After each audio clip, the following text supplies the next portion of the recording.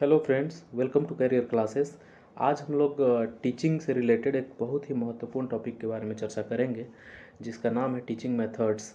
और ये टॉपिक या बीएड के छात्रों के लिए हो या फिर सीटेट के छात्रों के लिए हो या कोई भी स्टेट के टेट के लिए हो, बहुत ही उपयोगी और इम्पॉर्टेंट टॉपिक है, जिसमें जो सभी तरह की परीक्षाओं में पूछ दिया जाता है। टीचिंग से रिलेटेड परीक्षाएं जितनी भी है उसमें ये आता ही आता है।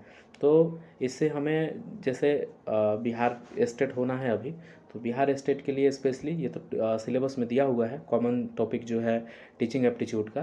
तो उसमें ये दिया हुआ है कि इसके टाइप्स के बारे में, कैरेक्टरिस्टिक्स के बारे में, मेरिट्स और डिमेरिट्स के बारे में भी जानना है कि कौन से टीचिंग मेथड्स में जो है क्या मेरिट्स डिमेरिट्स हैं। ये सब चीज़ हम लोग जानेंगे। तो आज हम लोग उसी के बारे में डिस्कस कर रहे हैं। तो वीडियो में आगे बढ़ने से पहले आपसे रिक्वेस्ट है कि चैनल को सब्सक्राइब ज़रूर कर लें, ताकि जितने भी नए वीडियो हैं उसका नोटिफिकेशन आप लोगों को मिले, और बेल आइकन को भी प्रेस कर लें। और जो भी सुझाव देना हो या जो भी चीज़ें कहनी हो तो कमेंट बॉक्स में आपका स्वागत है, आप ज़रूर अपनी राय दें। तो चलिए वीडियो को शुरू करते हैं। तो सबसे पहले देखिए, टीचिंग मेथड्स में हम लोग क्या क्या पढ़ेंगे। जो भी पर्टिकुलर टीचिंग मेथड होगा उसके कैरेक्टरिस्टिक्स के बारे में पढ़ेंगे, मेरिट्स के बारे में, डिमेरिट्स के बारे में, और जो भी मेथड्स दिया हुआ है उसके मेरिट्स और डिमेरिट्स के बारे में भी पढ़ेंगे। तो आज हम लोग जो टीचिंग मेथड्स के बारे में चर्चा करेंगे, ये मुख्यतः 9, 10, 11, 12 में जो प्रयोग की जाती है उन्हीं टीचिंग मेथड्स के बारे में चर्चा करेंगे, क्योंकि वीडियो जो है स्पेशली वैसे ही क्रिएट किया गया है। अभी हम लोग जो निम्नतम क्लासों में जो यूज़ किया जाता है टीचिंग मेथड्स, उसके बारे में अगले वीडियो में देखेंगे। तो फिलहाल आज हम लोग देखते हैं हायर क्लास में जो टीचिंग मेथड्स यूज़ किए जाते हैं उसके बारे में। तो सबसे पहले इस मेथड की शुरुआत करने से पहले हम लोग ये देखते हैं कि कौन सा मेथड के बारे में पढ़ेंगे। तो सबसे पहला मेथड है व्याख्यान विधि, लेक्चर मेथड। अब देखिए, लेक्चर मेथड में क्या है, यहाँ नाम से ही ये पता चल रहा है कि इसमें लेक्चर देने की बात हो रही है, यानी कि व्याख्या करने की बात हो रही है। तो इसके विशेषता के बारे में हम लोग पढ़ेंगे, कैरेक्टरिस्टिक्स जो है। इसमें क्या होता है, शिक्षक विषय की गहराई से व्याख्या करता है। जो भी सब्जेक्ट्स को पढ़ा रहे हों शिक्षक, उसमें क्या होता है कि शिक्षक जो है विषय को एकदम डिटेल में उसकी व्याख्या करता है, एक्सप्लेन करता है। जैसे क्लास में अगर मान लीजिए इंग्लिश का क्लास चल रहा हो, तो टीचर क्या करेगा, इंग्लिश की क्लास में जो भी टॉपिक होगा, जो भी कहानी होगा, उसको वह लेक्चर के माध्यम से बताएगा, कक्षा में बच्चों को जोड़ेगा उससे। और देखिए आगे क्या लिखा हुआ है, विशेष रूप से सैद्धांतिक विषयों जैसे इतिहास, राजनीति, दर्शन, विज्ञान के लिए उपयोगी है। तो ये सब चीज़ देखना होगा कि हम ये इस मेथड का प्रयोग कहाँ कहाँ कर सकते हैं। तो कहाँ कहाँ कर सकते हैं, तो इतिहास में, राजनीति में, दर्शन में और विज्ञान में ये उपयोगी है। और इस मेथड से क्या क्या प्रॉफिट हैं, क्या लाभ हैं, क्या हानियां हैं इस मेथड्स की, ये चीज़। तो जैसा कि आप लोग देख रहे हैं, तस्वीर में भी देख सकते हैं कि इसमें क्या होते हैं, बच्चे चुपचाप लेक्चर को सुनते हैं और बच्चे जो है कोई एक्टिविटी नहीं करते, ध्यानपूर्वक सुनते हैं, और टीचर जो है इसमें एक्टिव रोल निभाता है। तो ये ध्यान रखना है कि लेक्चर मेथड में क्या होता है, टीचर एक्टिव रूप से कार्य करते हैं और बच्चे जो हैं जैसे कि चिल्ड्रेन जो हैं क्या करते हैं, पैसिव फॉर्म में होते हैं, और टीचर जो है वो एक्टिव फॉर्म में होता है। ये ध्यान रखना है, एक्टिव माने सक्रिय और पैसिव मतलब निष्क्रिय। यहाँ पर छात्र देखिए चुपचाप बैठे हुए हैं, कोई क्रिया नहीं कर रहे हैं, और ये टीचर जो है ये लेक्चर दे रही है, पढ़ा रहे हैं। देखिए इस ये जो मेथड है लेक्चर मेथड, उसमें उसका लाभ क्या है और उसकी हानियाँ। तो सबसे पहले इसके लाभ के बारे में हम लोग जानेंगे। इसका लाभ क्या है, व्यापक विषय वस्तु को कम समय में समझाया जा सकता है। अब देखिए कितना ब्रॉड, जैसे कि हिस्ट्री का उठा लें हम लोग, हिस्ट्री में ब्रॉड चीज़ें समझानी होती है, कक्षा में एक लिमिटेड समय में बताना होता है। तो उसमें क्या होता है, ये बहुत ही कारगर साबित होता है ये मेथड, और इस मेथड से जो है कम समय में उसको बताया जा सकता है। शिक्षक विषय के विशेषज्ञता साझा कर सकता है। देखिए शिक्षक क्या कर सकता है, विषय के बारे में जितनी भी जानकारियाँ हैं विशेषज्ञता के रूप में साझा कर सकता है बच्चों के साथ, कि वह विषय जो पर्टिकुलर विषय शुरू किया गया है, कक्षा में बताया जा रहा है, उसमें कौन कौन सी चीज़ें जो है एग्ज़ाम की वजह से इम्पॉर्टेंट है, कौन कौन चीज़ें जो हैं नॉलेज की वजह से इम्पॉर्टेंट है, तो इन सभी चीज़ों को के बारे में भी बताया जा सकता है। अब देखिए इसकी हानियाँ क्या हैं। इसके हानियाँ क्या हैं ये देखते हैं। छात्र निष्क्रिय रहते हैं, जैसे कि अभी हम बताए भी, और संवाद की कमी होती है, क्योंकि लेक्चर में अगर चल रहा हो तो बातचीत के माध्यम से जो है समस्या को समाधान करने की बारी नहीं का नौबत नहीं आता है। और जो है जब तक लेक्चर ख़त्म नहीं हो जाता तब तक बच्चे चुपचाप लेक्चर को सुनते रहते हैं। तो ये दो चीज़ जो है हानि है।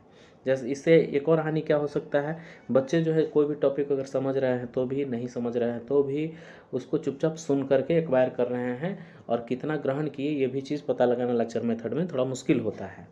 अब देखिए, तो ये लेक्चर मेथड हुआ, इसमें क्या है, टीचर एक्टिव होता है और बच्चे पैसिव होते हैं, ये भी ध्यान रखना है, ये क्वेश्चन में पूछ देता है। अब आगे हम लोग चलते हैं डिस्कशन मेथड में, चर्चा विधि में। चर्चा विधि की कैरेक्टरिस्टिक्स के बारे में जानेंगे, विशेषता क्या क्या है इसके बारे में देखेंगे। तो क्या है चर्चा विधि के बारे में देखते हैं हम लोग कि क्या है। तो इसके कैरेक्टरिस्टिक्स हैं, शिक्षक और छात्रों के बीच दो तरफा बातचीत। अब देखिए, पहला में तो जो था लेक्चर मेथड था, जिसमें सिर्फ टीचर ही एक्टिव थे, लेकिन यहाँ पर जो है टीचर एंड स्टूडेंट्स दोनों जो हैं एक्टिव होते हैं। ठीक है, ये दोनों एक्टिव होंगे। देखिए क्या है, शिक्षक और छात्रों के बीच दो तरफा बातचीत होता है, चर्चा करते हैं, किसी मुद्दों और समस्याओं पर खुली चर्चा होती है। जैसे कि मान लीजिए आजकल देखा जा रहा है, एक जो है कॉमन इशू है कि क्लाइमेट चेंज है, या फिर ग्लोबल वार्मिंग है, या फिर पॉल्यूशन जो बढ़ते जा रहा है, या फिर नदियों में जो पॉल्यूशन बढ़ते जा रहे हैं, तो उसको कैसे कम किया जाए, क्या क्या कारण हो सकते हैं ये सब चीज़ें होने की। तो इन सभी बातों पर जो है खुल करके डिस्कशन होता है, और बच्चे जो है अलग अलग बैकग्राउंड से जो आते हैं अपनी अपनी बातों को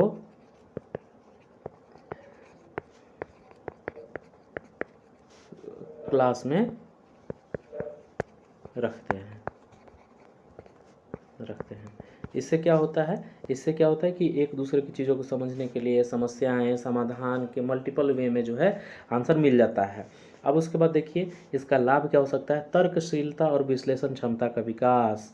यही क्वेश्चन जो है ऑप्शनल में डाल देगा कि वह कौन सा शिक्षण विधि है जिसमें तर्कशीलता और विश्लेषण क्षमता का विकास हो पाता है।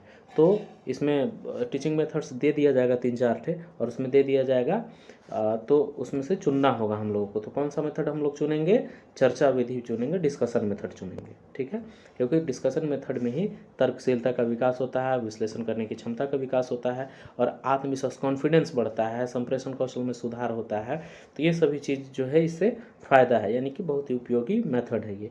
अब इसकी हानियाँ देखिए, अनुशासन और समय प्रबंधन। अनुशासन में और समय प्रबंधन में क्या होता है कि इसमें अनुशासन समय प्रबंधन आवश्यक होता है। कुछ छात्र अधिक बोलते हैं, कुछ चुप रहते हैं, ये भी है। डिस्कशन में जैसे जो ज़्यादा बोल रहे हैं, जो ज़्यादा चीज़ों को समझ रहे हैं, बातों को बता रहे हैं, समस्याओं से समाधानों से अवगत करा रहे हैं कुछ बच्चे, और कुछ जो है मौन रह जाते हैं।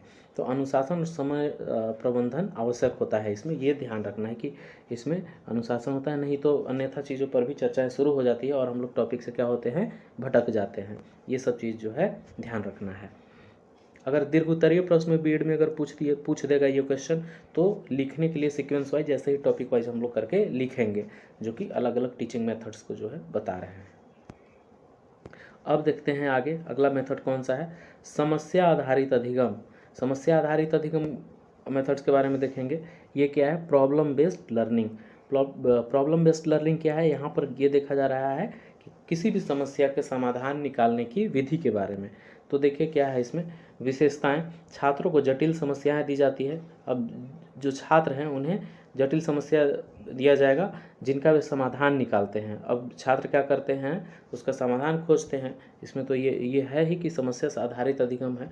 तो कोई भी समस्या अगर छात्रों को दिया जाता है तो उसका समाधान छात्र जो है ढूंढते हैं अलग अलग मेथड से, अलग अलग विधि से, अपने हिसाब से। अब देखिए क्या है लाभ, इस मेथड से लाभ क्या होगा। तो व्यवहारिक और तार्किक सोच का विकास होगा, वास्तविक जीवन से जुड़ा होगा। क्यों?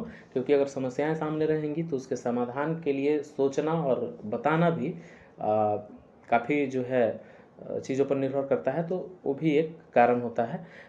तो इसी से वास्तविक जीवन में जुड़ा हो सकता है।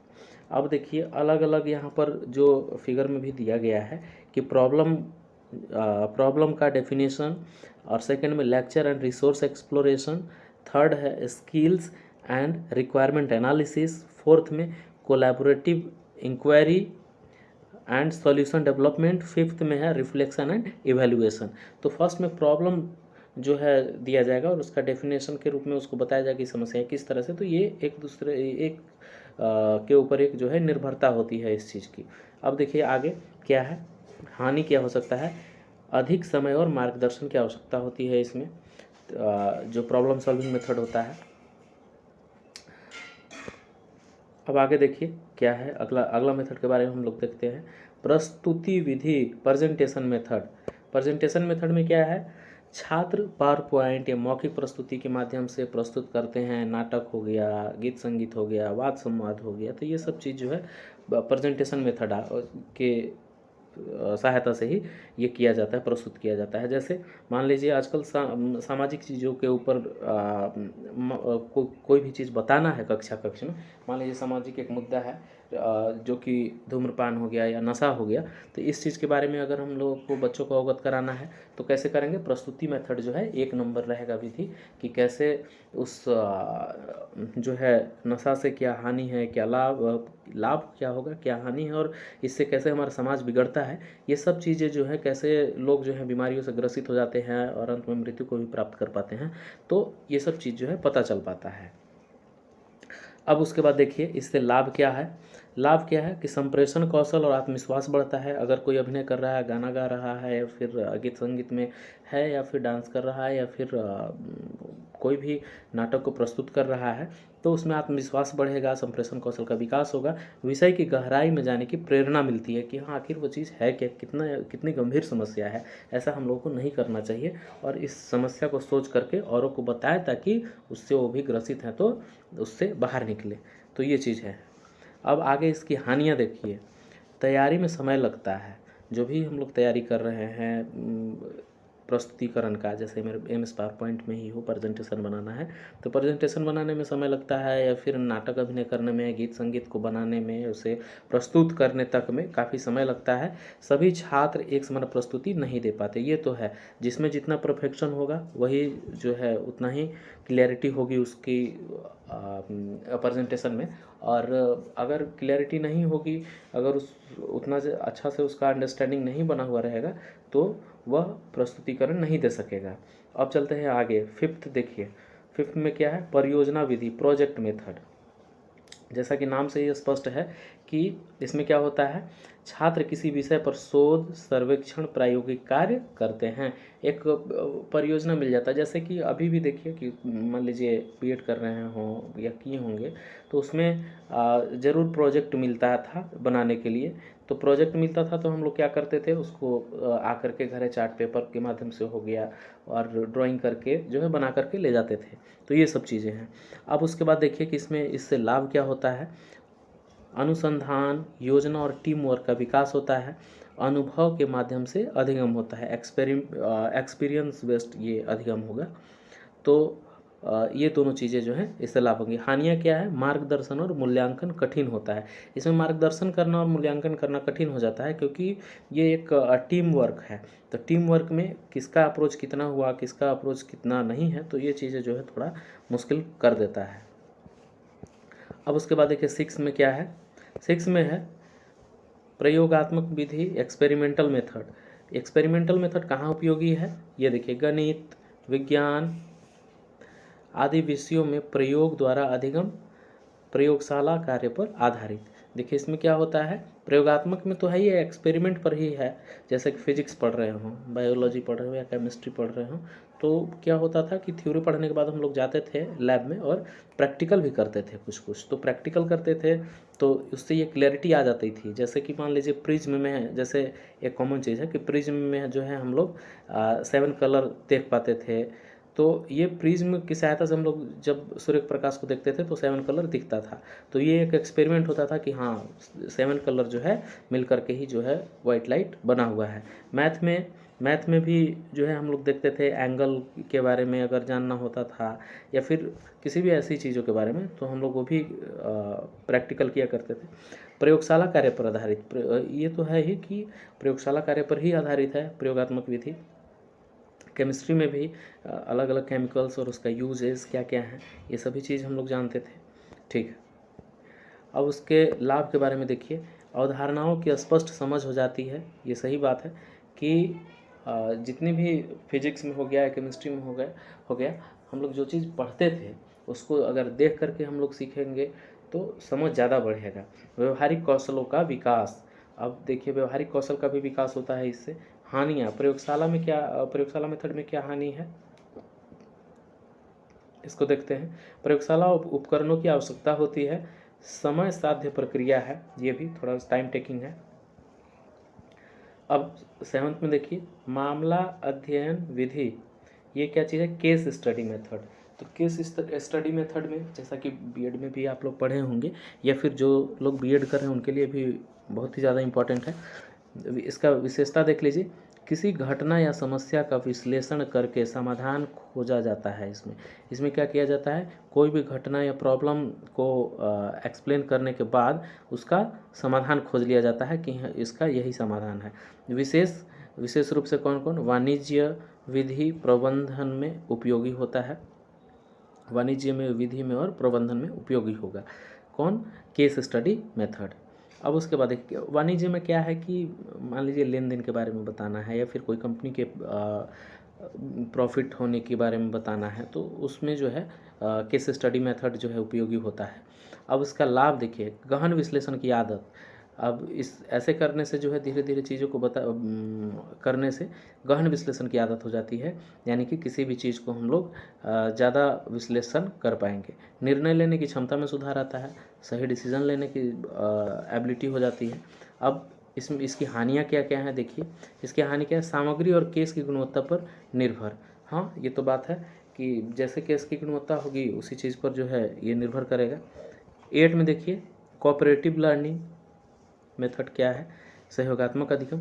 विशेषता, छात्र समूहों में मिलकर विषय को समझते व हल करते हैं। इसमें किसी एक छात्र पर कोई प्रेशर नहीं पड़ता, ये टीम वर्क वाला काम है और सभी छात्र जो हैं मिल करके समस्या को सॉल्व करते हैं। ठीक है, अब इसका लाभ देखिए क्या है, टीम वर्क और संवाद में वृद्धि, जिम्मेदारी और सहयोग की भावना होती है। इसमें टीम वर्क के माध्यम से काम होगा, संवाद करके वाद विवाद से भी जो है कार्य किया जा सकता है और जिम्मेदारी और सहयोग की भावना भी डेवलप होती है। अब इससे हानियाँ देखिए क्या क्या हानि है इसका। समूह में असमान भागीदारी हो सकती है, ये तो है, तो हम पहले ही बताए कि कोई भी जो है बच्चा कितना पार्टिसिपेट कर रहा है, किसी का भागीदारी ज़्यादा है, किसी का भागीदारी कम है, किसी का बिल्कुल शून्य है, जिसका जैसा अंडरस्टैंडिंग लेवल है वैसा हो रहा है ये चीज़। अब देखिए 9th में क्या है, 9th में है डिजिटल शिक्षण विधि, जो कि आजकल मोस्ट इम्पॉर्टेंट है आजकल के लिए। आजकल जो है ज़्यादा डिजिटली ही लोग प्रभावित हो रहे हैं और ये जो है बहुत हेल्पफुल भी है। E content, video, smart class, online platforms का उपयोग, जैसे कि अभी आप लोग पढ़ रहे हैं तो ये भी जो है डिजिटल शिक्षण विधि में ही आएगा। इससे क्या होता है कि जो चीज़ें हमारे पास जिसकी उपलब्धता नहीं है उसको भी जो है हम ऑनलाइन के माध्यम से बता पाते हैं, समझा पाते हैं। जैसे 3D इमेजेस हो गया तो इसकी सहायता से हम लोग सब कुछ जो है क्लियरिटी आ सकती है। जैसे ह्यूमन ब्रेन पढ़ाना है तो ह्यूमन ब्रेन पढ़ाने के लिए जो है क्या करना होगा, अगर हम लोग चार्ट पेपर में ही बना करके दिखाएंगे तो भी क्लियरिटी उतनी नहीं आएगी, इमेज को बुक्स में दिखा करके करेंगे तो भी नहीं। तो इसके लिए 3D इमेजेस के माध्यम से हम लोग बता सकते हैं कि हाँ यहाँ पर ये चीज़ें हैं। अब देखिए इसका लाभ, शिक्षण को आकर्षक और इंटरेक्टिव बनाता है, ये तो है। विभिन्न शैली के छात्रों के लिए सहायक है। इसमें जो जिसका परफॉर्मेंस ठीक ठाक नहीं है बच्चों का, उसके लिए भी ये बहुत ही प्रभावी साबित होता है। अब इसका हानि देखिए, इसमें इसकी हानि क्या है? डिजिटल संसाधनों पर निर्भरता, ये तो है। डिजिटली चीज़ अगर हम लोग कर रहे हैं तो उसका जो है डिजिटल संसाधन पर तो निर्भर होगा ही, और तकनीकी समस्याएं भी आ जाती हैं कभी कभार, चीज़ें ठीक से हो नहीं पाती हैं, और जो है शिक्षण जो हो रहा है उसको पूरा भी नहीं किया जा सकता है, क्योंकि जो है टेक्निकल प्रॉब्लम्स जो हैं क्रिएट हो जाती हैं कभी कभार। अब देखिए 10 और लास्ट है मिश्रित शिक्षण, ब्लेंडेड लर्निंग। ये क्या चीज़ है? पारंपरिक और ऑनलाइन शिक्षण का समायोजन। जैसे कि अभी जो हम लोग ऑनलाइन शिक्षण कर रहे हैं और ट्रेडिशनल जो है, ये दोनों का मिला जुला हुआ रूप है। इसका लाभ क्या है? लचीलापन और विस्तृत सामग्री की उपलब्धता होती है। और इसकी हानियाँ क्या है? शिक्षकों को दोनों विषयों में दक्षता होनी चाहिए, तभी तो ये पढ़ा पाएगा मिश्रित शिक्षण विधि से। अगर शिक्षक दक्ष ही नहीं होंगे दोनों में, क्योंकि जो मान लीजिए टेक्निकली थोड़ा स्ट्रॉन्ग नहीं है तो बुक्स की सहायता से ही पढ़ाएंगे, और टेक्निकली जो स्ट्रॉन्ग है वो दोनों में पढ़ा सकते हैं। इस तरह की बातें हैं। और देखिए लास्ट में क्या है, निष्कर्ष क्या हुआ, कंक्लूजन। तो इससे यह पता चला कि उच्च कक्षाओं में शिक्षण विधियाँ इस प्रकार चुनी जानी चाहिए जो छात्रों की तर्कशीलता, आत्मनिर्भरता, रचनात्मकता, विश्लेषणात्मक क्षमता को विकसित करें। ऐसे में चर्चा, परियोजना, केस स्टडी, समस्या आधारित अधिगम और डिजिटल टूल्स विशेष रूप से प्रभावी होते हैं। तो ये एक निष्कर्ष के रूप में हो, कंक्लूजन इसे निकला, जो कि अगर मान लीजिए लॉन्ग आंसर टाइप क्वेश्चन लिख रहे हैं अगर बीएड में, तो ये चीज़ जो है लिखना आवश्यक हो जाता है। इससे इंटरेक्टिव लगेगा, अच्छा होगा, ये पॉजिटिव रिस्पॉन्स मिलेगा। ठीक है, और आज के लिए तो इतना ही है। बाकी अगर चैनल पर आप लोग नए हैं तो सब्सक्राइब ज़रूर कर लीजिएगा, इसी तरह से कंटेंट आप लोगों को मिलेंगे। और एक बार में अगर समझ में नहीं आता है तो वीडियो को दोबारा ज़रूर देखें और समझते हुए चले चीज़ों को। और इससे रिलेटेड क्वेश्चन आंसर जो है आप लोगों को बहुत ही जल्द देखने को मिलेगा इसी चैनल पर। तो बने रहिएगा, और चैनल पर नए हैं तो सब्सक्राइब ज़रूर कीजिएगा।